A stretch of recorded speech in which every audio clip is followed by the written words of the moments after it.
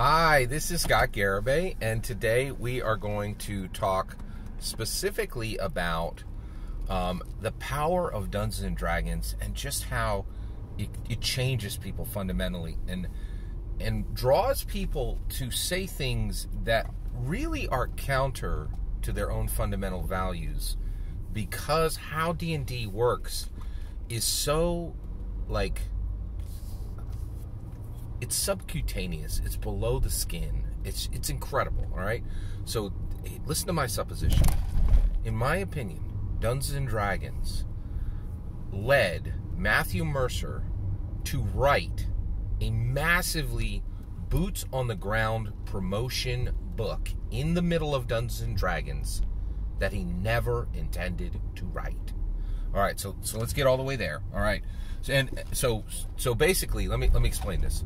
In my humble opinion, Exandria is a boots on the ground promotion booklet that tells everyone who reads it, hey, you got two choices in life. Okay, you can try to use feckless, ineffective diplomacy, or you can put boots on the ground and change the world. Right now, how did Hollywood adjacent voice actor Matthew Mercer, who has every incentive in the world to never say anything based, to always say something woke, right? And trust and believe. Right now, we're your Dungeons and Dragons table is being massively impacted by a war in Europe. Villain Vladimir Putin is murdering Ukrainian people every single day and having them buried in mass graves, right? And so we are impacted by this. Our Dungeons and Dragons books are about $20 a piece more expensive because of this, right?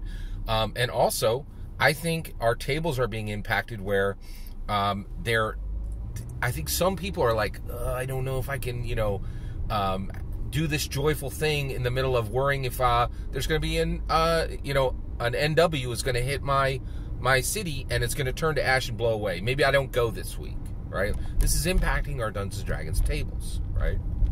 Our physical tables. Generally, non-physical tables don't really matter. Okay, so basically, here's how this rolled. So recently, so this year I did a May the 4th party. And it launched a weekly movie party where people I know come and we watch classic films. So right now we're watching through Lord of the Rings, right? And boy, oh boy, like, Tolkien went to war in World War II. World War II is just Lord of the Rings is marinated in his World War II impact, in the impact that World War II had on Tolkien. And Tolkien is a boots-on-the-ground action man, right? He's like, if you see an injustice in the world, you go put a sword in that thing's face and you take it down. You make sure the job is done, right? You don't sit around, hoping that your feckless, ineffective diplomacy is going to change anything.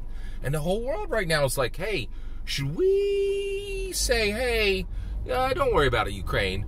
America's here. We got 300,000 boots on the ground, and we're going to end this whole thing in a weekend for you. And Ukraine, you'll own Moscow and every bit of land all the way to the farthest, western point, the farthest eastern point of Russia. It'll all be yours. We're going to give it to you, right? That's what America can do, right? And we could do it anytime we want. We could end this. We could end this entire war in Europe if we're going to take all of Russia and give it to Ukraine, which is the appropriate. That's how this whole thing should end, right? If anything will get annexed, let's annex all of Russia and just give it to Ukraine, right? Like, with a boots-on-the-ground action, right? You're gonna, and if you watch the Two Towers, you'll walk away going, oh my gosh, we should not be negotiating in Ukraine. We should straight make sure that all of Russia belongs to Ukraine as justice for what Vladimir Putin has already done, right? You look, because Tolkien was there, right? He's like, diplomacy don't matter. Put boots on the ground, get the job done, right? Do what's right and do it for humans. The Ukrainians are humans, right? And he was like, hey, Jewish people are humans in World War II. He's like, yeah, we're gonna end. Tin pot dictators get put in the dirt. Done, right? Like he's like, yeah, you know, you roll, like, they can do it themselves. You don't have to do it, right? But make sure your boots on the ground. Make sure that they know what decision they need to make, right? Like, Tolkien was very boots on the ground promotion, right? Boots on the ground action, not feckless, ineffective diplomacy. And boy, is that what you're seeing with Ukraine. Like, these people are like, oh, we can hope they can get back to the talking table. Like, okay. Yeah, like, and everybody who knows is like, this ain't gonna end in a peace talk, right? This needs to get finished, right? And the finish on this is America putting 300,000 boots on the ground and just, you know, taking all of Russia for Ukraine and giving it to Ukraine. And there, we have Zelensky ruling all of Russia and Ukraine. Problem solved for the whole world. And that's what this has become. It's a problem for the whole world, right? This was like, everybody was like, oh, this is a problem. You know, Putin has an issue with Ukraine. And everybody realized real quick, Putin's like, I ain't going to keep this in Ukraine. I'll NW anywhere I want. This is the problem of the world. It's y'all's against me. Fine. Right? Like, let's get this done. So here's the thing. Matthew Mercer waltzes in and he goes, okay, I know I've been playing in your yard, but let's make it official. I'm going to write 3 official Dungeons & Dragons D&D hardbacks. Nothing more canon than that, right?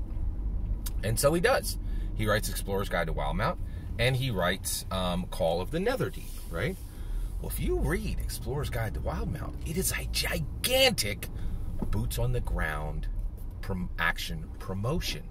And it says, ineffective, feckless diplomacy is worthless, right?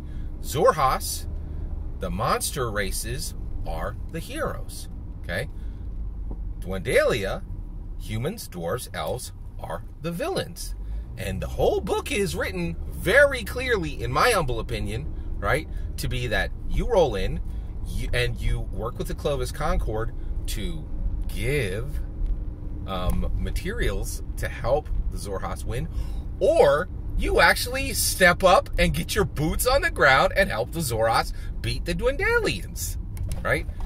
And so you have this huge, like, dyed-in-the-wool liberal writing boots on the ground action promotion as D&D canon. It's as clear, and why is it there?